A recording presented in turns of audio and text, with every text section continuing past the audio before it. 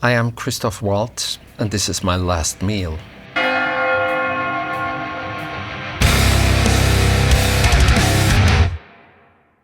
Every person has exactly two things in common. We all gotta eat and we're all gonna die. Today's guest is a two-time Academy Award-winning actor who's worked with some of the most legendary filmmakers of all time, and he continues that tradition with Guillermo del Toro's Frankenstein, out in theaters October 17th and on Netflix November 7th. But who are we kidding? You know him from the 2013 production of Der Rosenkavalier at the Vlaamse Opera in Antwerp. Christoph Waltz, welcome to the show. Thank you very much for this wonderful invitation. Of course, anytime. I'm curious, when you were at the Universität für Musik und Darstellende Kunst Wien, Well done. you studied under a man named Otto Edelmann, who is one of the most legendary Oaks von Leichenau's of all time. I'm curious how that affected your direction of Der Rosenkavalier. It did, because I wanted to do everything differently.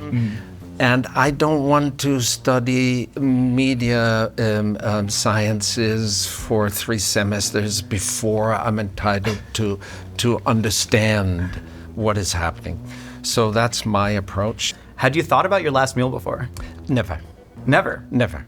Occasionally you see in movies, officer comes in and asks for orders for the last meal. Yeah.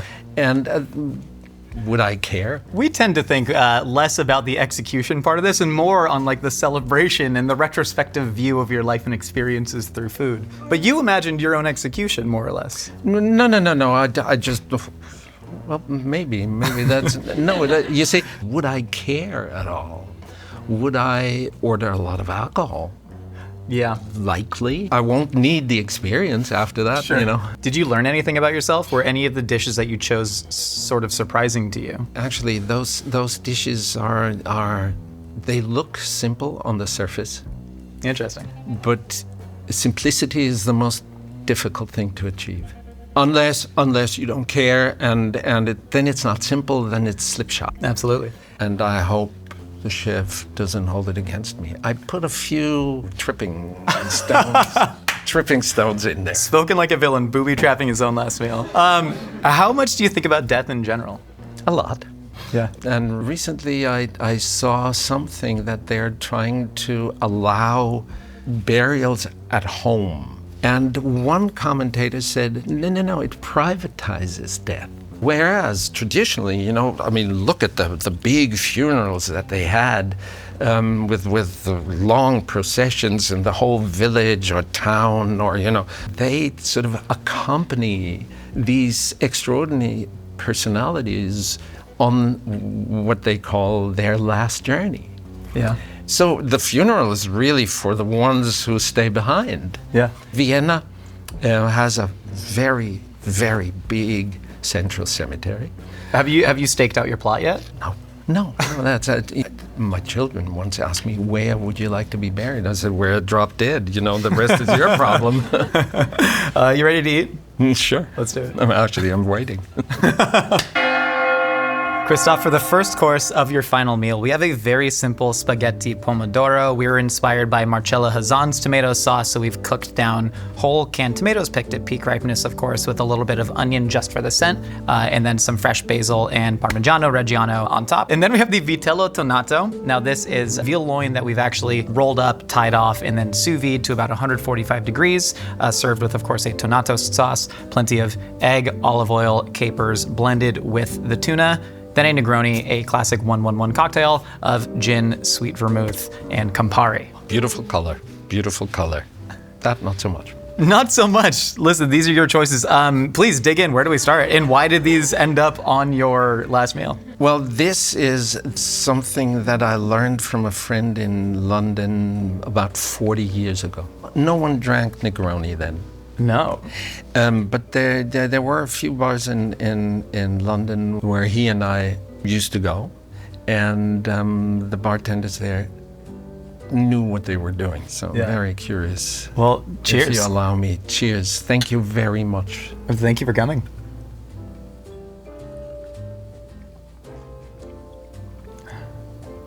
This is excellent. Absolutely excellent. If I may just, no, it's not a critic. I love a hint of the Angostura. Oh, floated on top, like on top of the ice? Like an extra drop. Are you familiar with a 2016 study by the National Library of Medicine that linked enjoyment of bitter flavors to, quote, psychopathy, Machiavellianism, and general day-to-day sadism? That explains a lot. You and me both, brother. Once the spaghetti sits, it gets cold, so please dig in. I kind of set the bar so high for myself that now it feels like I have to live up to it. No. This is your last meal. Choose to be completely relaxed.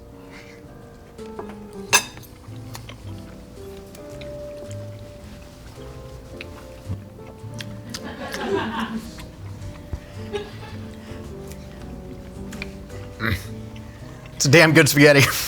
Yeah, no, it's excellent.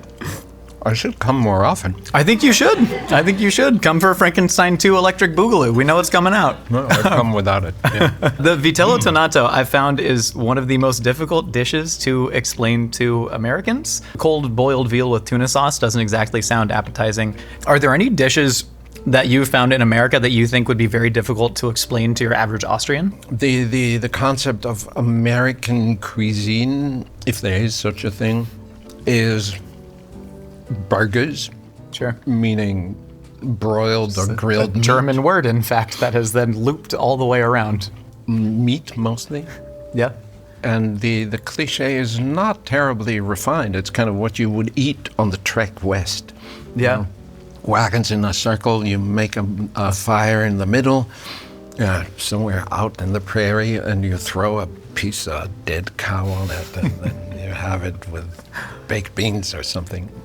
A pretty good read on American food. It's sort of like that, and then just kind of unfettered capitalism spreading around the entire globe.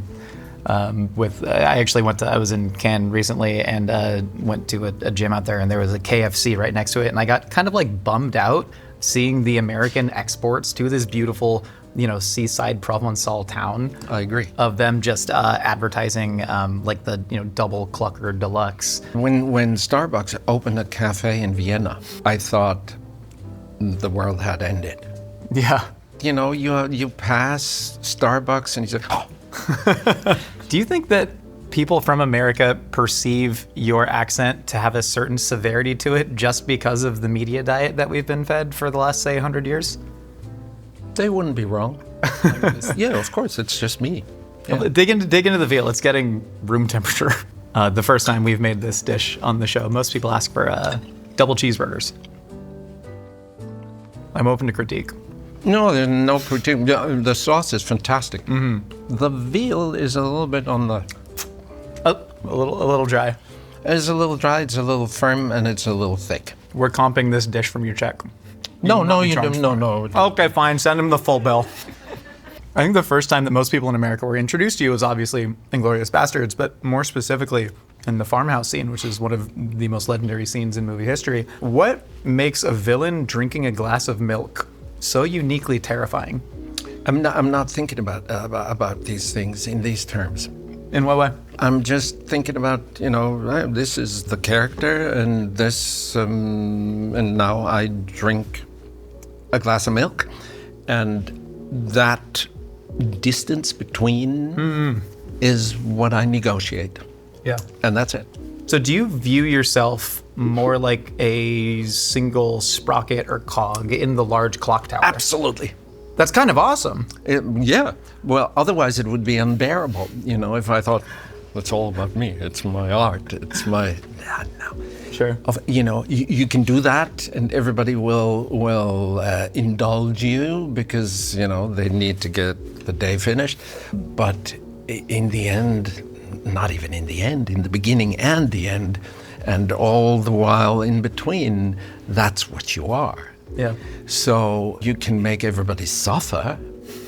I don't really believe that it will enhance the result. As a matter of fact, I'm almost convinced that it doesn't. It's detrimental to the cause. There is a cause, a story. Yeah. There might be a grander metaphor here that you might agree with or reject, but like if everybody sort of just did their one part and focused on the actual task at hand across, say, society, do you think that would make everybody sort of better off? Yeah. Totally. And watch the edges, because that's where you connect to the others. What do you mean, connect to the others? No, everybody does that. Oh, certainly. Yeah, everybody contributes, or should ideally contribute their whatever it is that they have at their disposal. It's never irrelevant. It's never, be it only that you get out of the way of others. You need to have that sensitivity too. What do you think the main cause of people not being able to just get out of the way is? Do you think it's narcissism, that everybody wants to feel more important than they actually are in a certain sense? Yeah. How'd you avoid that, or have you? Whether that's necessarily narcissism is debatable. With some, it clearly is, but it's interesting to see how much damage it does. Socially. Yeah. I read a fantastic quote the other day. It's Voltaire. And he said, change is annoying. I'm paraphrasing. Change is annoying, but certainty is absurd. And I thought, that's exactly what you can observe wherever you look. People are so certain of themselves, of their view of the world, of their opinion, mostly opinion, of what they feel. If you accept the uncertainty of all of these aspects, make life worth living, that needs to be certain. And if I had been Voltaire coming up with this fabulous idea, I would have chosen much harsher words. How many glasses of milk did you drink doing that scene? Not more than 27. Let's get them out. Ready to go on to course number 2? Cheers. Cheers. Christoph, for course number 2 of your final meal, we have the salad niçoise, we have the ceviche with the tostaditas over here, and then we have the perfectly clear chicken soup and a glass of Gruner Veltliner. May I pour your soup for you, sir? Oh, thank you very much. I can't tell you how impressed I am. I made a few suggestions, what could be a possibility, and you made it all. We almost take that as a challenge, and truly for you to spend your time being here means a lot for us, and somebody's last meal, although through the artifice of a show, it is still something that is highly personal, and so we do take our craft seriously. Tell me about the Gruner Veltliner. The Gruner Veltliner. Gruner Veltliner. Gruner Veltliner. It's good. It's no Gewürztraminer, but... No, thankfully not. But it's not first class. This is the local swill. Yeah, that's a little, what is it?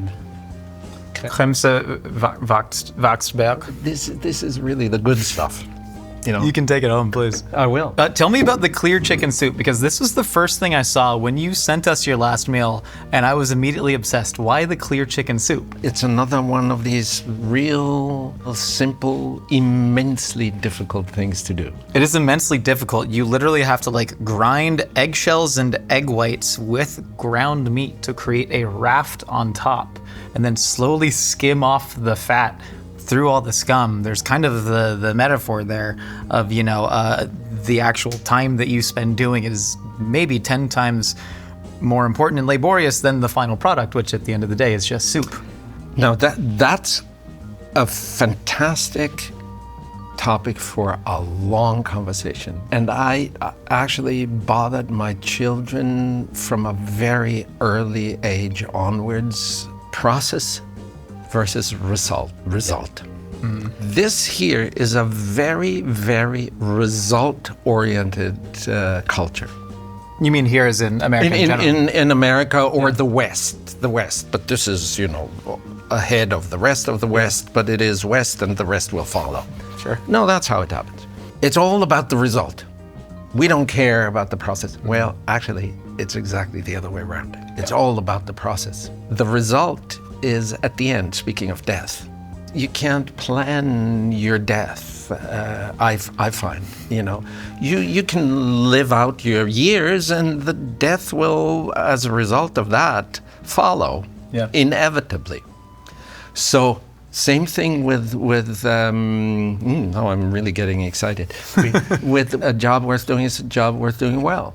That's the same principle. It's the doing of it, not what you've done. And government is one of the most difficult and important process that humans can aspire to. Yeah. You don't go for the result and say, well, thank you very much. Yeah. It's people's lives. Time passes. Yeah. People live in this passing of their time until it's done. I take responsibility for others. I have to at least, that's the bare minimum, show interest in your well-being. Yeah. Why? I tell you, because my existence will be better thanks to that. Yeah. So if we make it at least reciprocal process, we will inevitably arrive at a worthwhile result. Yeah. Everything else is, the product counts. Why? Because you can sell it.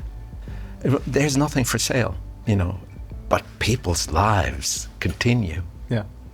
So, I'm sorry. Oh, no, like genuinely, that was beautiful, but your soup's getting cold, and that's what I was worried about.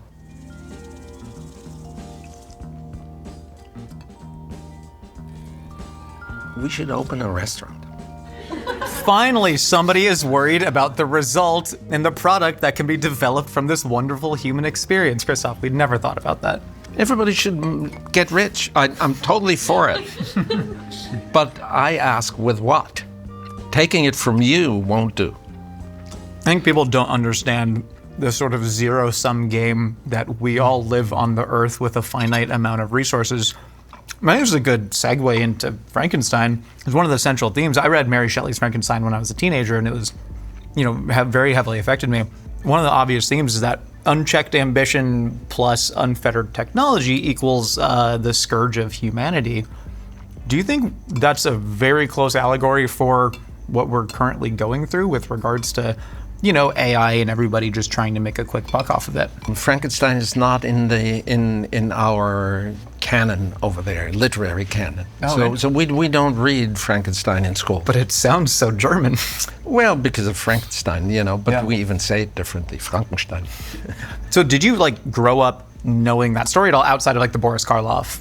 Exactly. We knew about, because the Hollywood's propaganda machine is infinitely stronger than Mary Shelley's. USA, baby. Going into playing this part in Frankenstein, I thought the least I should do is, or the first as well, is read the novel. I was enlightened in a way. Yeah. You shouldn't read it when you're 16. You don't get it. What is generally referred to as the monster is everything but. So from then on, I decided I don't call it the monster anymore. I call it the creature. And so does Guillermo, by the way. Yeah. This long explanation of the creature, what he expected from being alive, and the discrepancy to his experience. I read it 3 times in a row because I could not believe that a 19-year-old girl had that width of horizon to even fathom the necessity to at that time, 1816, to write this down. It's a little bit like that one Shylock speech. Do I not have the right to be like you are? Do I not have the right to be taken seriously as a human being? Do I not have desires? Do I not have the wish to lead a meaningful, and he never said happy or prosperous, meaningful. He wants meaning amongst his fellow men.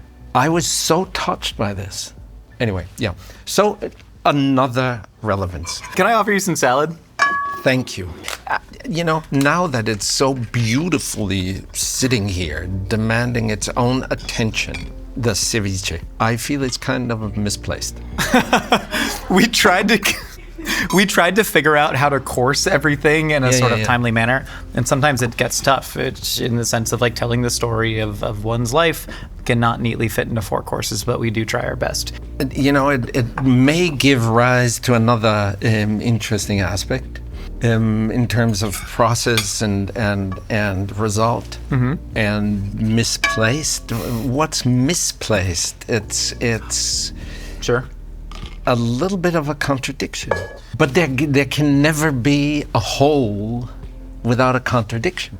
Contradiction is part of the whole. You see, contradiction is what gets movement into the process. You can't just do one thing. You have to consider the contradiction in order to eventually arrive at something at all. Oh, please dig into the salad. Thank you. Of course. It's just good. You see, It's just good? It's just good. But also, like, there's so much history and storytelling and like auteurship among so many of these. You seem somebody that's very, very fascinated by that process, and I think it really comes through in all the directors that you've worked with. It's not just the highest grossing box office directors, but it's like the who's who of the greatest auteurs of our time. What did you find from Guillermo's process that really drew you to it? Joy. Among all the monstrousness, it's the joy. Guillermo is one of the most joyful people I've ever met. Even when he's annoyed, even when he's in a bad mood, there's still this joyous, life and love embracing personality. Is that different than you found with other directors? Like that's Who's the least joyful director you've worked with? Well, you know, the human mind has a sort of self-regulating, hygienic mechanism. I forgot. I'm so sorry. Try the ceviche, please.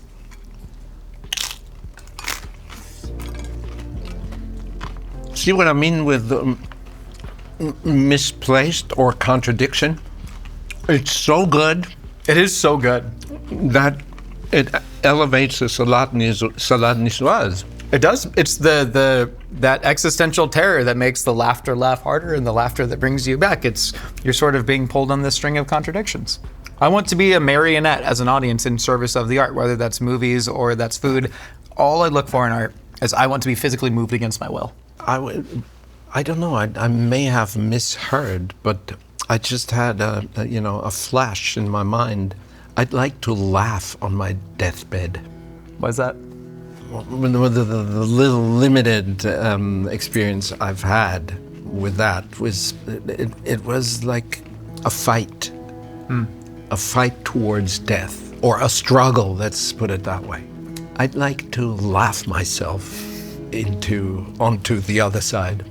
I don't know whether that works.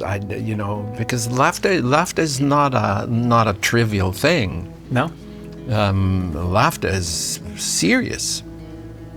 That's the best laughter. You ready to move on to course number 3? Not yet. I got all day. I got nowhere to be.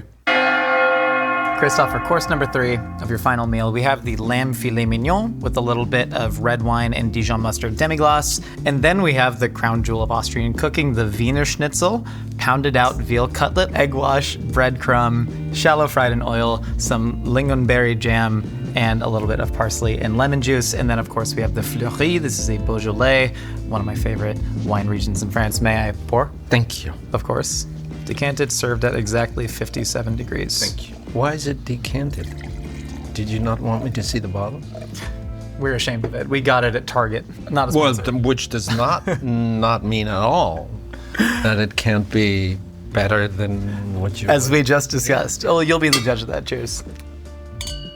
Cheers. I'm not an expert, Yeah. I also think I don't need to be an expert. I need to taste and like or dislike or have an opinion or not have an opinion or just pour it down or sip it. Well, Yeah. whatever enhances the enjoyment.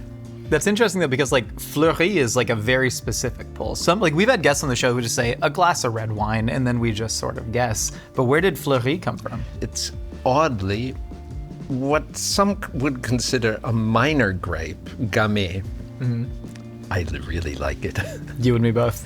It's the plum cherry aroma that I just seem to enjoy. But also that minerality of the old world. Yeah, and you don't have to pretend that it's an event. It's a sip of wine. Come on. It's a sip of wine, and it's a lamb filet mignon. Please dig in. I can't let it get cold on you. Where does the lamb filet mignon come from? I like lamb. I do. I think it's the best animal to eat. And it has nothing to do with the playful innocence of the little animal, What about the veal, Christoph? Well, yeah, same thing, yeah. No, it's just finer meat. If you eat meat at all, it should be fine.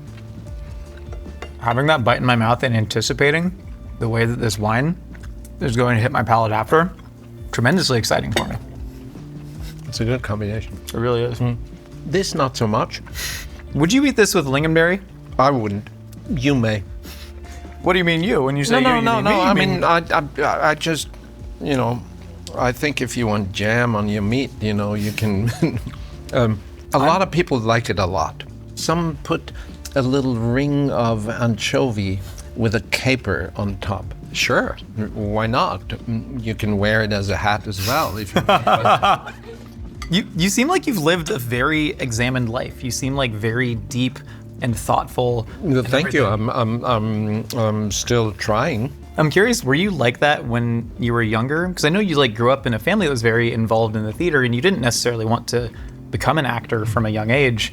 And the way you talk about it, you almost seem like I stumbled into it or I accidentally became an actor. But that seems contra to this person sitting before me who seems to have thought about everything. No, I haven't. I wish I had. I'm not even sure whether. Retrospectively, I feel I missed a lot of crossings and kept going. I took it as it came. Yeah. You've also referred to acting as sort of a pubescent fantasy. Yeah.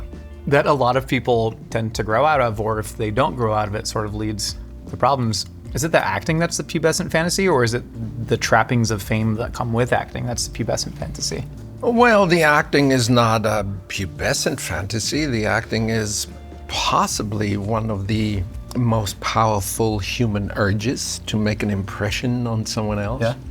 I'm not asking you to do it. You could muster some form of understanding for certain personalities that are, have this demon working in them to always impress on someone and be the best. It becomes this really sick strive for dominance. Yeah. Which is so destructive that I shudder to think of it. Did you ever indulge in that, do you think? No. Never at all? Never. I mean, yeah, I indulge in destructiveness and self-destructiveness as well. Yeah. But more self-destructiveness, destructive in relation to other people. I'm curious how we did on the schnitzel. So am I. When it came in, it smelled like the real thing. Thickness? Okay. Thickness of the meat, perfect. Of the breading, far too thick. Far too thick? Yeah, it's like a pancake. The taste.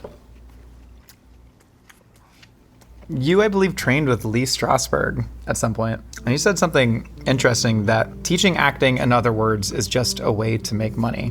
Do you sort of view acting as almost this very quotidian job, akin to, say, being a mechanic or a line cook? If they didn't pay you, you'd have to, I don't know, drive an Uber or do something else. Oh, yeah. Look, I think you can mythologize everything. Do you think we shouldn't mythologize everything? Because to me, sometimes the myth is the fun of it all. If it's myth as a necessity, then you have a problem. You should be self-confident enough to abandon your certainty and to explore and to allow contradictions. There's this German thinker, Marcus Gabriel is his name. I had just happened to have met him at a party and engaged him, or him, me, I don't know. He developed a way of thinking that he and others call new realism. I immediately felt at home in that kind of view of the world. There's not one reality that we have to suffice to act with. There are many segments of reality. The shift in perspective is kind of coming down to like cultural relativism in a way, in terms of like understanding where somebody might be coming from a completely different set of values, and from even like a constructivist approach of like exactly not. Exactly not constructive. Exactly not, because the constructivist approach is that you say it's all what we make of it. No, there is a reality, but it doesn't consist of one thing that we have to achieve, result. It's not this one thing. It is innumerous different aspects. There was a moment, I believe, at the Inglourious Bastards premiere at Cannes where Tarantino said that you gave him his movie back. And then you used a very specific word where you said Tarantino gave you your vocation back. Why did you use the term vocation specifically? Well, I didn't want to call it calling. So you used the Latin word for calling. But to obstruct it a little bit. No, but it was, because I had grown extremely frustrated with the bullshit. It was the right person with the right thing at the right time to pull me out of a trajectory that promised to become very frustrating, very negative, and I thought acting is for idiots. I still do, but only for certain idiots. The others do it well. Doing this thing with Quentin was a very powerful reminder that maybe I did not necessarily become an actor for nothing. Do you ever think maybe you deserve to mythologize yourself and story a little bit more? Not at all. You won't indulge in that. No, you don't deserve anything. You deserve diddly squat. You need to get on with it. Sure. You ready to get on with the dessert? Yeah. Let's do it. Christoph, for the final course of your final meal, we have the green apple sorbet. We did make this in-house, and the espresso with a lemon wedge and some rock sugar, if you please. I really thought you couldn't pull this off. Why? Well, you hadn't even met us when you made that decision. Sorry. I had this in Venice once. With the Calvados poured on top? Yeah. I would pour it for you, but how much Calvados goes on there? As much as you can fit. This is good. Okay. Thank you. Modest, but good. And I thought it was the perfect, because I'm not into cakes and, that's speaking of American cuisine. This exaggerated obscenity of sugar and cream and ice cream, pile it. Give it all to me. We've forsaken God. We've hijacked our own central nervous systems. Sprinkle more stuff on it, and then have this, that makes me sick looking at it, really. And then you see the kids, I understand the kids. Sure. No. This is exactly the right combination of everything. So let's try it. Please.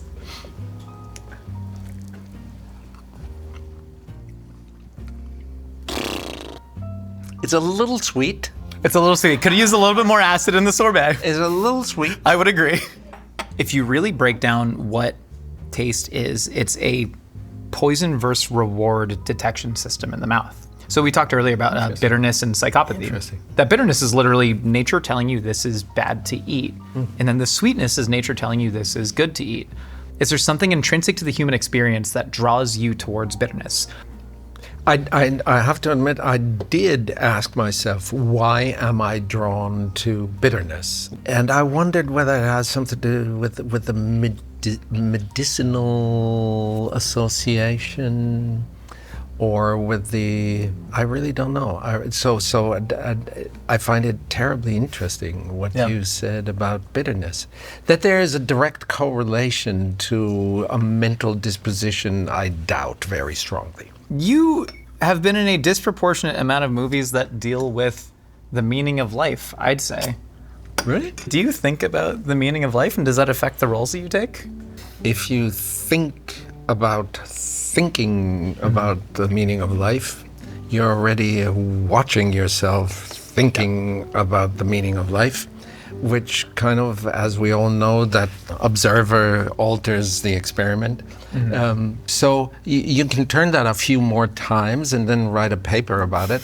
And I'm sure you'd be immensely successful if you throw a few jokes in it. But Sure. But it's kind of an academic thing.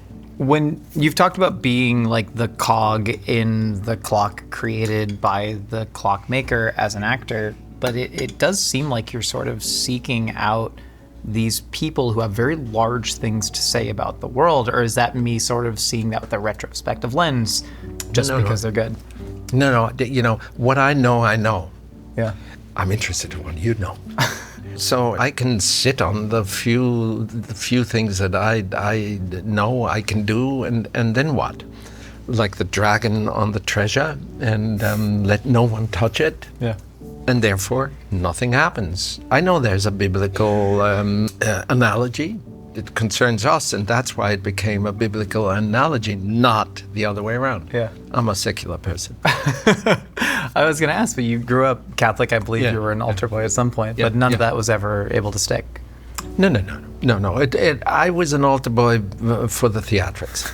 It is such a theatrical thing to do. No, this is Austria, you know, in the Baroque churches with the whole performance and the costumes and the wine.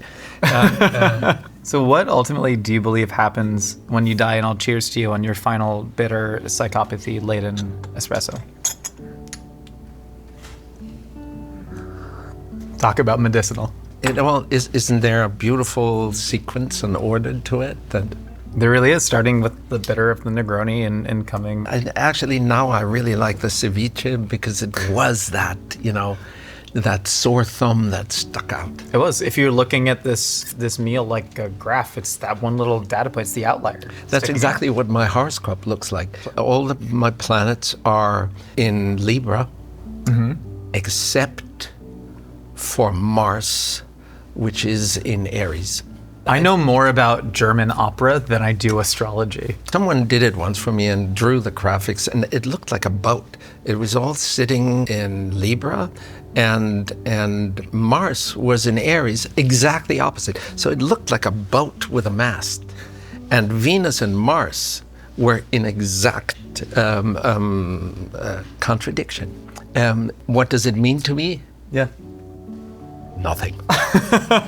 But...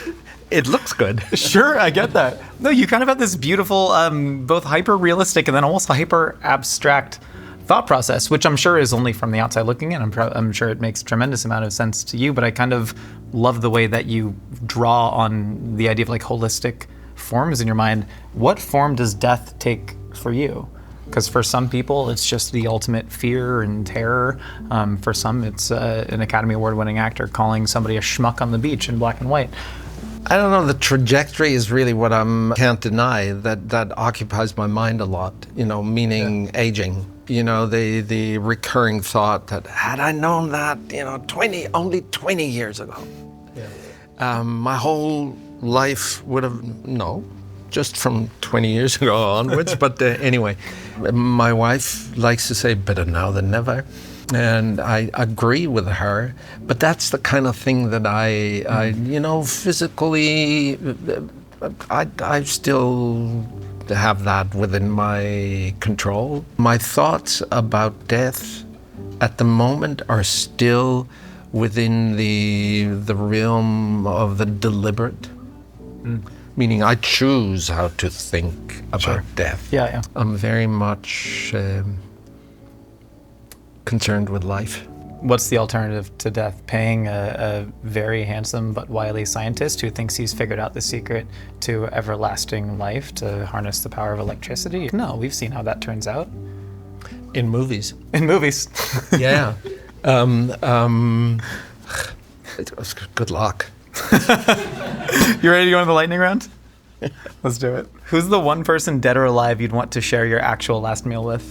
All these people now flit by through my head. Right now, I think it's Buster Keaton. What song do you want to be played at your funeral? Oh, I want that clarinet solo from 8.5 at the end. Who's the next director that you want to work with that you haven't yet?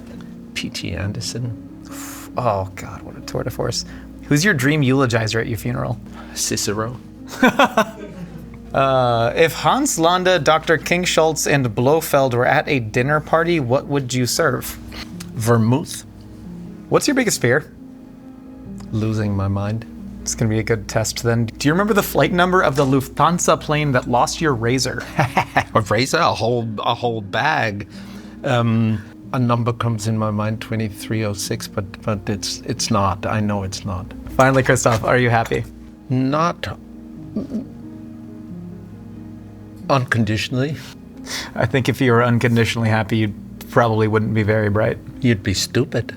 Truly, thank you so much for joining me. This has been the pleasure of a lifetime for myself. Thank you very much. I hope it wasn't the pleasure of a lifetime, but... The first 33 years, I'll see how the back half goes. Yeah, well, I hope it'll do better. If you want to deliver your last words to that camera right there. What, my last words? What would your last words be?